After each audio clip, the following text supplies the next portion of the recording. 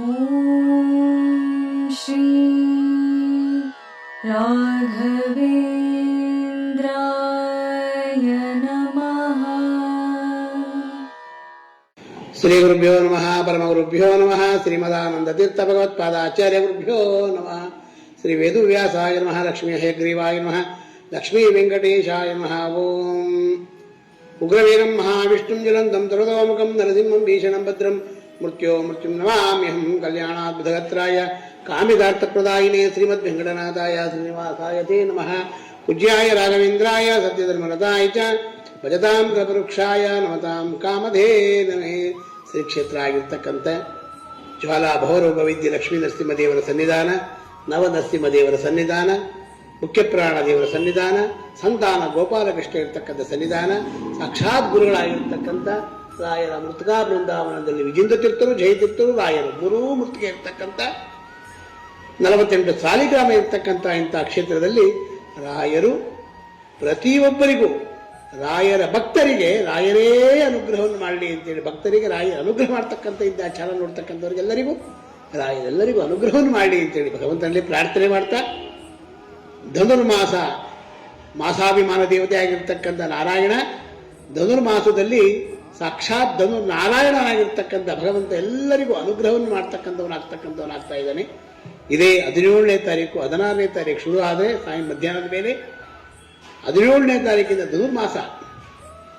ಧನುರ್ಮಾಸದಲ್ಲಿ ಹೇಗೆ ಗುರುಗಳಿಗೆ ಪೂಜೆಯನ್ನು ಮಾಡಬೇಕು, ಧನುರ್ಮಾಸದಲ್ಲಿ ವಿಶೇಷವಾಗಿ ರಾಘವೇಂದ್ರ ಸ್ವಾಮಿಗಳಿಗೆ ಪೂಜೆಯನ್ನು ಮಾಡಿದಾಗ ಏನು ಫಲ ಸಿಗ್ತಕ್ಕಂಥ ಭಾಗ್ಯ ಇರುತ್ತೆ. ಇದೇ ಧನುರ್ಮಾಸದಲ್ಲಿ ಮಹಾರುದ್ರದೇವರಾಗಿರ್ತಕ್ಕಂಥ ಮತ್ತೆ ಅಶ್ವತ್ಥ ವೃಕ್ಷ ಅಂತ ಇರುತ್ತೆ ನಿಮ್ಮ ಮನೆ ಹತ್ರ ಎಲ್ಲ, ಆ ಅಶ್ವತ್ಥ ವೃಕ್ಷಕ್ಕೆ ಹೋಗಿ ನಮಸ್ಕಾರವನ್ನು ಮಾಡಿದರೆ ಏನು ಫಲ ಸಿಗ್ತಕ್ಕಂಥ ಭಾಗ್ಯ ಇರುತ್ತೆ.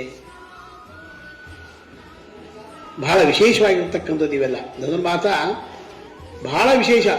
20 ದಿನಗಳ ಕಾಲ ಇರತಕ್ಕಂಥದ್ದು. 18ರಿಂದ 20 ದಿನಗಳಿರುತ್ತೆ ಧನುರ್ಮಾಸ. 14ನೇ ತಾರೀಕು ತನಕ ವಿಶೇಷವಾಗಿರ್ತಕ್ಕಂಥ ದಿನ. ಯಾಕೆಂದರೆ ಧನುರ್ಮಾಸದಲ್ಲಿ ಬೆಳಗ್ಗೆ ಎದ್ದು ಸಾಕ್ಷಾತ್ ಭಗವಂತ ವಿಶೇಷವಾಗಿ ಲಕ್ಷ್ಮೀದೇವಿ ಪೂಜೆ ಮಾಡ್ತಾಳಂತೆ. ಹಾಗೆ ಮಾಡ್ತಾ ಇದ್ದಾಳೆ ಲಕ್ಷ್ಮೀದೇವಿ. ಸಾಕ್ಷಾತ್ ನಾರಾಯಣನಿಗೆ ವಿಶೇಷವಾಗಿ ಪೂಜೆ ಮಾಡ್ತಕ್ಕಂಥವಳು. ಅದರಲ್ಲೂ ವಿಶೇಷವಾಗಿ ನಮ್ಮ ಗುರುಗಳಾಗಿರ್ತಕ್ಕಂಥ ರಾಘವೇಂದ್ರ ಸ್ವಾಮಿಗಳು ಬೆಳಗಿನ ಜಾವದಲ್ಲಿ ಎದ್ದು 5:30 ಒಳಗಡೆ 6 ಗಂಟೆ ಒಳಗಡೆ ವಿಶೇಷವಾಗಿ ಪೂಜೆಯನ್ನೆಲ್ಲ ಮುಗಿಸಿ, ಮತ್ತೆ ಅದರಲ್ಲೂ ವಿಶೇಷವಾಗಿ ಪೊಂಗಲ್ ಅಂದರೆ ವಿಶೇಷವಾಗಿ ಖಾರ ವಿಶೇಷವಾಗಿರ್ತಕ್ಕಂಥ ಅನ್ನದಲ್ಲಿ ನೈವೇದ್ಯವನ್ನ ಸಿಹಿ ಪೊಂಗಲನ್ನಾಗಿ ಮಾಡಿ ನೈವೇದ್ಯವನ್ನು ಮಾಡ್ತಿದ್ರು. ಖಾರ ಸಿಹಿ ಪೊಂಗಲನ್ನು ಮಾಡಿ ವಿಶೇಷವಾಗಿ ನೈವೇದ್ಯವನ್ನು ಮಾಡಿ ಭಗವಂತನಿಗೆ ವಿಶೇಷವಾಗಿ ಎಲ್ಲರಿಗೂ ವಿಶೇಷವಾಗಿ ದಾನ ಧರ್ಮಗಳನ್ನು ಮಾಡ್ತಿದ್ರು ಅಂತಹ ಕಾಲದಲ್ಲಿ. ಹಾಗೆ ಹೆಣ್ಣು ಮಕ್ಕಳು ಜಾಸ್ತಿಯಾಗಿ ಹೆಣ್ಣು ಮಕ್ಕಳು ವಿಶೇಷವಾಗಿ ಈ ಧನುರ್ಮಾಸದಲ್ಲಿ ಬೆಳಗ್ಗೆ ಎದ್ದು ರಾಯರ ಸೇವೆಯನ್ನು ಮಾಡಿದರೆ, ಧನುರ್ಮಾಸದಲ್ಲಿ ಏನು ಸೇವೆ ಮಾಡ್ತೀರಾ ನೀವು, ಆ ಸೇವೆಯ ಫಲ ವಿಶೇಷವಾಗಿ ನೀವು ಅನ್ಕೊಂಡಿರ್ತಕ್ಕಂಥ ಕೆಲಸ ಎಲ್ಲ ಸಿದ್ಧಿ ಆಗ್ತಕ್ಕಂಥ ಭಾಗ್ಯ ಅತಿ ಹೆಚ್ಚಾಗಿರ್ತಕ್ಕಂಥದ್ದು ಇರುತ್ತೆ. ಯಾಕೆ ಧನುರ್ಮಾಸದಲ್ಲೇ ಮಾಡಿದ್ರೆ ಈ ಫಲ ಸಿಗುತ್ತೆ, ಬೇರೆ ಮಾಸದಲ್ಲಿ ಮಾಡಿದ್ರೆ ಸಿಗಲ್ವಾ? ನಾವು ಯಾವಾಗಲೂ ಗುರುವಾರ ಹೊತ್ತು ಮಾಡ್ತೀರಿ, ಈ ದಿವಸನೇ ಮಾಡಬೇಕು ಅಂತ ಏನು ಫಲ ಸಿಗುತ್ತಾ ಅಂತ. ಈ ಧನುರ್ಮಾಸದಲ್ಲಿ ವಿಶೇಷವಾಗಿ ಸಾಕ್ಷಾತ್ ಭಗವಂತನಾಗಿರ್ತಕ್ಕಂಥ ನಾರಾಯಣ, ವಿಶೇಷವಾಗಿ ಮಹಾಲಕ್ಷ್ಮೀ ದೇವಿ, ಅದರಲ್ಲೂ ವಿಶೇಷವಾಗಿ ಬ್ರಹ್ಮದೇವರು, ಮುಖ್ಯ ಪ್ರಾಣದೇವರು, ಮಹಾರುದ್ರದೇವರು ವಿಶೇಷವಾಗಿ ಈಶ್ವರ, ಮಹಾರುದ್ರದೇವರು ಈಶ್ವರ, ಅವರೆಲ್ಲರೂ ಅನುಗ್ರಹವನ್ನು ಮಾಡ್ತಾರಂತೆ. ಅವರೆಲ್ಲರೂ ಯಾರಿಗೂ ಅನುಗ್ರಹ ಮಾಡ್ತಾರೆ? ನಮಗಲ್ಲ, ಆ ಗುರುಗಳಾಗಿರ್ತಕ್ಕಂಥ ರಾಘವೇಂದ್ರ ಸ್ವಾಮಿಗಳ ಅನುಗ್ರಹವನ್ನು ಮಾಡಿ, ಆ ಗುರುಗಳಿಗೆ ನಾವು ಸೇವೆಯನ್ನು ಮಾಡಿದಾಗ, ಆ ಗುರುಗಳ ಅನುಗ್ರಹವನ್ನು ಮಾಡಿದರೆ ನಮಗೆ ಎಲ್ಲವೂ ಪರಿಹಾರ ಆಗ್ತಕ್ಕಂಥ ಭಾಗ್ಯ ಇರುತ್ತೆ. ಎಂಥ ಕಷ್ಟಗಳಿರುತ್ತೆ, ಆ ಕಷ್ಟಗಳೆಲ್ಲ ಪರಿಹಾರ ಆಗ್ತಕ್ಕಂಥದ್ದು ಧನುರ್ಮಾಸದಲ್ಲಿ ವಿಶೇಷವಾಗಿ ಆಗುತ್ತಂತೆ. ಯಾಕೆ ಧನುರ್ಮಾಸದಲ್ಲಿ ವಿಶೇಷವಾಗಿ ಈ ಪೂಜೆಯನ್ನು ಮಾಡಿದರಾಗುತ್ತೆ ಅಂದರೆ, ಅದರಲ್ಲೂ ವಿಶೇಷವಾಗಿ ಬ್ರಹ್ಮ ವಿಷ್ಣು ಮಹೇಶ್ವರ ಅಂತ ಇಲ್ಲಿರ್ತಾರೆ ಅವರು. ಅಶ್ವತ್ಥ ವೃಕ್ಷದಲ್ಲಿ ಹೋಗಿ ನಾವು ನಮಸ್ಕಾರವನ್ನು ಮಾಡಿದಾಗ, ನಮಃ ಸೂರ್ಯಾಯ ಚಂದ್ರಾಯ ಮಂಗಳಾಯ ಬುಧಾಯ ಚ ಗುರು ಶುಕ್ರ ಶನಿಭ್ಯಶ್ಚ ರಾಹುವೇ ಕೇತುವೇ ನಮಃ, ಮೃತ್ಯುಂಜಯಾಯ ರುದ್ರಾಯ, ನೀಲಕಂಠಾಯ ಶಂಭವೇ, ಅಮೃತೇಶಾಯ ಸರ್ವಾಯ, ಶ್ರೀಮನ್ಮಹಾದೇವಾಯ ನಮಃ. ಅದರಲ್ಲೂ ವಿಶೇಷವಾಗಿ ಈ ಮಂತ್ರವು ಬಹಳ ಅದ್ಭುತವಾಗಿರ್ತಕ್ಕಂಥ ಮಂತ್ರ. ಮೂಲತೋ ಬ್ರಹ್ಮರೂಪಾಯ, ಮಧ್ಯತೋ ವಿಷ್ಣುರೂಪಿಣಿ, ಅಗ್ರತಃ ಶಿವರೂಪಾಯ, ವೃಕ್ಷರಾಜಾಯ ತೇ ನಮಃ. ಆ ವೃಕ್ಷದಲ್ಲಿ ವಿಶೇಷವಾಗಿ ರುದ್ರದೇವರು, ನಾರಾಯಣ, ಬ್ರಹ್ಮದೇವರು ಮೂರೂ ಜನ ಇರ್ತಕ್ಕಂಥದ್ದು. ಅದಕ್ಕೋಸ್ಕರವಾಗಿ ಈ ಅಶ್ವತ್ಥ ವೃಕ್ಷಕ್ಕೆ ಹೋಗಿ ಬೆಳಗಿನ ಜಾವದಲ್ಲಿ ಆ ಅಶ್ವತ್ಥ ವೃಕ್ಷಕ್ಕೆ ದೀಪವನ್ನು ಹಚ್ಚಿ ಅಶ್ವತ್ಥಾಮ, ಭಗವರ್ವ್ಯಾಸ, ಹನುಮ, ಭೀಮ, ವಿಭೀಷಣ, ಪಂಚಾಯಿತೆ, ಶುಕಶಾಲಿನ 5 ಜನಗಳು ವಿಶೇಷವಾಗಿ ಅನುಗ್ರಹವನ್ನು ಮಾಡ್ತಕ್ಕಂಥವ್ರಾಗ್ತಾರಂತೆ.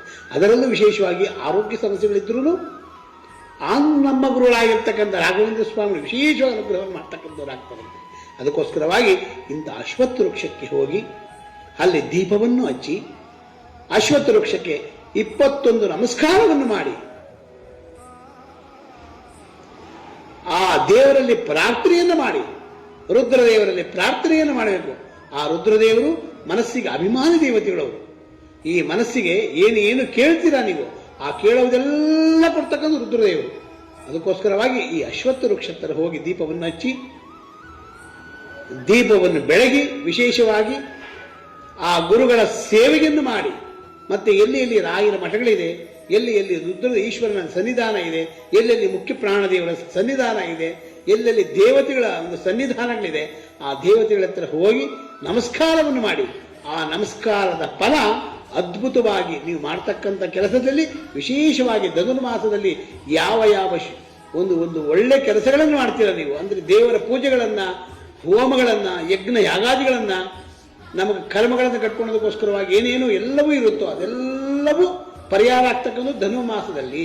ಆ ಧನುರ್ಮಾಸದಲ್ಲಿ ವಿಶೇಷವಾಗಿ ಎಲ್ಲ ಪೂಜೆಗಳನ್ನು ಮಾಡಿದಾಗ, ಹೋಮ ಹವನಗಳನ್ನು ಮಾಡಿದಾಗ ನಮಗೆ ಯಾವುದೇ ಒಂದು ತೊಂದರೆಗಳಿರುತ್ತೆ, ಆ ತೊಂದರೆಗಳನ್ನು ಕಳೆಯೋದಕ್ಕೋಸ್ಕರವಾಗಿ ಎಲ್ಲ ನದಿ ತೀರದಲ್ಲಿ ಸರ್ಪಯಾಗ ಮತ್ತು ರುದ್ರ, ಅದರಲ್ಲೂ ವಿಶೇಷವಾಗಿ ಕಾಳಸರ್ಪ ದೋಷಗಳು, ಅದರಲ್ಲೂ ವಿಶೇಷವಾಗಿರ್ತಕ್ಕಂಥದ್ದು ಏನಪ್ಪ ಅಂದರೆ ಧನ್ವಂತರಿ ನಾಮಕನಾಗಿರ್ತಕ್ಕಂಥ ಪರಮಾತ್ಮನಾಗಿರ್ತಕ್ಕಂಥ ಧನ್ವಂತರಿ ಹೋಮ, ಇಂಥವೆಲ್ಲ ಒಂದೊಂದು ಹೋಮಗಳನ್ನಾಗಲಿ, ಒಂದೊಂದು ದೇವಸ್ಥಾನಗಳಲ್ಲಾಗಲಿ, ಮನೆಯಲ್ಲಾಗಲಿ ಒಂದು ಪೂಜೆಗಳನ್ನು ಮಾಡಿಸಿದಾಗ ಅದ್ಭುತವಾಗಿ ಒಳ್ಳೆಯ ಆಗ್ತಕ್ಕಂಥ ಭಾಗ್ಯ ಎಲ್ಲರಿಗೂ ವಿಶೇಷವಾಗಿ ಆಗ್ತಕ್ಕಂಥ ಭಾಗ್ಯ ಇರುತ್ತಂತೆ. ಕೆಲವಾರು ಜನ ಹೇಳ್ತಾರೆ, ನಾವು ಈ ಧನುರ್ಮಾಸದಲ್ಲಿ ಏನು ಶುಭ ಕೆಲಸಗಳು ಮಾಡಿಕೊಡುದು ಅಂತ ಹೇಳ್ತಾರೆ. ಶುಭ ಕೆಲಸ ಅಂದರೆ ಮದುವೆ ಬರುವುದಿಲ್ಲ, ಉಪನಯನ ಬರುವುದಿಲ್ಲ, ಗುರುಪ್ರವೇಶ ಬರುವುದಿಲ್ಲ. ಆದರೆ ನಿಮ್ಮ ಮನೆಯಲ್ಲಿ ಪೂಜೆಯ ಮಾಡ್ತಕ್ಕಂಥದ್ದು ಬಹಳ ವಿಶೇಷವಾಗಿ ಮಾಡಬೇಕಂತ ಧನುರ್ಮಾಸದಲ್ಲಿ. ಅದರಲ್ಲೂ ಧನುರ್ಮಾಸದಲ್ಲಿ ವಿಶೇಷ ಏನಪ್ಪ ಅಂದರೆ ಆ ಭಗವಂತನೇ ಸಾಕ್ಷಾತ್ ನಾರಾಯಣನೇ ಬಂದು ನಿಮ್ಮ ಪೂಜೆಯನ್ನ ಅವನೇ ನಿಂತು ನೋಡಿ ನಿಮಗೆಲ್ಲರಿಗೂ ಅನುಗ್ರಹವನ್ನು ಮಾಡ್ತಕ್ಕಂಥವನಾಗ್ತಾನಂತೆ. ಅದಕ್ಕೋಸ್ಕರವಾಗಿ ಈ ಧನುರ್ಮಾಸದಲ್ಲಿ ಯಾರು ಪೂಜೆಗಳನ್ನು ಮಾಡ್ತೀರಾ, ಧನುರ್ಮಾಸದಲ್ಲಿ ವಿಶೇಷವಾಗಿ ಈ ಯಜ್ಞ ಯಾಗಾದಿಗಳನ್ನು ಮಾಡಿಸ್ತೀರಾ, ನಿಮಗೆ ಯಾವ ದೋಷಗಳಿರುತ್ತೆ, ಮದುವೆ ಆಗೋಕ್ಕೆ ವಿಶೇಷವಾಗಿ ಯಾವುದೋ ಒಂದು ನಕ್ಷತ್ರದ ದೋಷ ಇರುತ್ತೆ, ಆ ನಕ್ಷತ್ರದಲ್ಲಿ ಹುಟ್ಟಿರ್ತೀರಾ. ಮೇಷದಲ್ಲಾಗಲಿ ಋಷಭ, ಮಿಥುನ, ಕಟಕ, ಸಿಂಹ, ಕನ್ಯಾ, ತುಲಾ, ವೃಶ್ಚಿಕ, ಧನಸ್ಸು, ಮಕರ, ಕುಂಭ, ಮೀನ ಈ ರಾಶಿಗಳಲ್ಲೆಲ್ಲ ಹುಟ್ಟಿದಾಗ ಯಾವುದೋ ಒಂದು ರಾಶಿಗಳಲ್ಲಿ ವಿಶೇಷವಾಗಿರ್ತಕ್ಕಂಥ ದೋಷಗಳಿದ್ದಾಗ ಆ ದೋಷಗಳನ್ನೆಲ್ಲ ಪರಿಹಾರ ಮಾಡ್ತಕ್ಕಂಥದ್ದು ಧನುರ್ಮಾಸದಲ್ಲಿ ಮಾಡಿದಾಗ ಕೆಲವೇ ದಿನಗಳಲ್ಲಿ ಮದುವೆ ಆಗ್ತಕ್ಕಂಥ ಭಾಗ್ಯ ಇರುತ್ತಂತೆ. ಅದರಲ್ಲೂ ವಿಶೇಷವಾಗಿ ಸರ್ಪ ಸಂಸ್ಕಾರಗಳು, ಸರ್ಪ ದೋಷಗಳು, ಬೇರೆ ಬೇರೆ ರೀತಿಗಳು ಏನೇನು ಇರುತ್ತೆ ಎಲ್ಲವೂ ಪರಿಹಾರ ಆಗ್ತಕ್ಕಂಥ ಭಾಗ್ಯ ಆ ಧನುರ್ಮಾಸದಲ್ಲಿ ಒಳ್ಳೆ ಕೆಲಸಗಳನ್ನು ದೇವತಾ ಕೆಲಸಗಳನ್ನು ಮಾಡಿದಾಗ ವಿಶೇಷವಾಗಿ ಅನುಗ್ರಹವನ್ನು ಮಾಡ್ತಕ್ಕಂಥವ್ರಾಗ್ತಾರಂತೆ. ಅದಕ್ಕೋಸ್ಕರ ಗುರುಗಳು ಹೇಳ್ತಾರಂತೆ, ಆ ರಾಘವೇಂದ್ರ ಸ್ವಾಮಿಗಳು ವಿಶೇಷವಾಗಿ ಅದು ಪುರಂದರದಾಸರು ಒಂದು ದೇವರ ನಾಮದಲ್ಲಿ ಆಡಿದ್ದಾರೆ. ಅದನ್ನು ದಾಸನ ಮಾಡಿಕೋಯನ್ನ ಸ್ವಾಮಿ ಸಾಸಿರ ನಾಮದ ವೆಂಕಟರಮಣ, ದುರಬುದ್ಧಿಗಳನ್ನೆಲ್ಲ ಬಿಡಿಸೋ ನಿನ್ನ ಚರಣ ಕಮಲವನ್ನು ಹರಣಕ್ಕೆ ತೊಡಿಸೋ, ಚರಣ ಸೇವೆ ಎನಗೆ ಕೊಡಿಸೋ ಅಭಯ ಕರಪುಷ್ಪ ಎನ್ನಯ್ಯ ಶಿರದಲ್ಲಿ ಮುಡಿಸೋ, ದಾಸನ ಮಾಡಿಕೋ ಎನ್ನ ಸ್ವಾಮಿ ಸಾಸಿದ ನಾಮದ ವೆಂಕಟರಮಣ. ಇಂಥ ಧನುರ್ಮಾಸಗಳಲ್ಲಿ ವಿಶೇಷವಾಗಿ ದೇವರ ನಾಮಗಳನ್ನು, ಅದರಲ್ಲೂ ವಿಶೇಷ ವೇದ ಮಂತ್ರಗಳನ್ನು ಪ್ರತಿದಿನ ಪಠನೆಯನ್ನು ಮಾಡಿದಾಗ ಈ ಜನ್ಮದಲ್ಲಿ ನಾವು ಮನುಷ್ಯನಾಗಿ ಹುಟ್ಟಿದಾಗ ಸಾರ್ಥಕ ಆಗ್ತಕ್ಕಂಥ ಭಾಗ್ಯ ಈ ಧನುರ್ಮಾಸ. ಆ ಧನುರ್ಮಾಸದಲ್ಲಿ ವಿಶೇಷವಾಗಿ ಹುಗ್ಗಿ,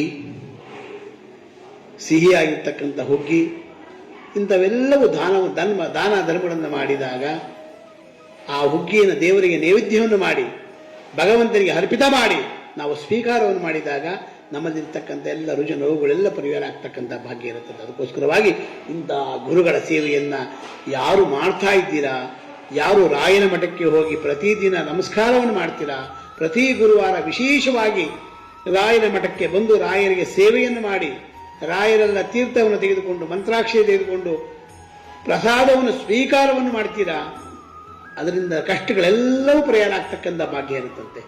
ಸುಖವಾಗಲಿ ದುಃಖವಾಗಲಿ ಸಕಲೀನಾಗಿರು ಪಾಂಡುರಂಗ. ಸುಖದಲ್ಲೂ ದುಃಖದಲ್ಲೂ ಎಲ್ಲವರಿಗೂ ಭಗವಂತ ವಿಶೇಷವಾಗಿ ಅನುಗ್ರಹವನ್ನು ಮಾಡ್ತಕ್ಕಂಥವನಾಗ್ತಾನೆ. ಇಂತಹ ಗುರುಗಳ ಸೇವೆಯನ್ನು ಯಾರ್ಯಾರು ಮಾಡ್ತಾ ಇದ್ದೀರಾ, ಇಂತಹ ಗುರುಗಳ ರಾಯರ ಅನುಗ್ರಹವನ್ನು ಯಾರ್ಯಾರು ಪಡಿತಾ ಇದ್ದೀರಾ, ಯಾರು ಗುರುವಾರದಂತೂ ರಾಯರ ಸೇವೆಯನ್ನು ಮಾಡಿ ಪ್ರದಕ್ಷಿಣೆಯ ನಮಸ್ಕಾರವನ್ನು ಮಾಡಿ ರಾಯರಿಗೆ 21 ನಮಸ್ಕಾರವನ್ನು ಮಾಡ್ತೀರಾ, ಅದರಲ್ಲೂ ವಿಶೇಷವಾಗಿ ಪ್ರತಿ ಗುರುವಾರ ಮಾಡ್ತಕ್ಕಂಥ ಒಂದೊಂದು ಸಾಧನೆಗಳು, ಅದರಲ್ಲೂ ವಿಶೇಷವಾಗಿ ಈ ಗುರುವಾರ ಬಂದಿರತಕ್ಕಂಥ ಬಹಳ ವಿಶೇಷವಾಗಿರ್ತಕ್ಕಂಥ ಗುರುವಾರ, ಅದು ಧನುರ್ಮಾಸದ ಗುರುವಾರ ವಿಶೇಷವಾಗಿರ್ತಕ್ಕಂಥದ್ದು. ಅದರಲ್ಲೂ ಗುರುವಾರದೊತ್ತು ಬಂದು ಬೆಲ್ಲ ದೀಪವನ್ನು ಹಚ್ಚಿ ತುಪ್ಪದ ದೀಪವನ್ನು ಹಚ್ಚಿ ನಮಸ್ಕಾರವನ್ನು ಮಾಡ್ತೀರಾ, ಎಲ್ಲವೂ ಪಾಪಗಳೆಲ್ಲವೂ ಪರಿಹಾರ ಆಗ್ತಕ್ಕಂಥ ಭಾಗ್ಯ ಇರುತ್ತೆ.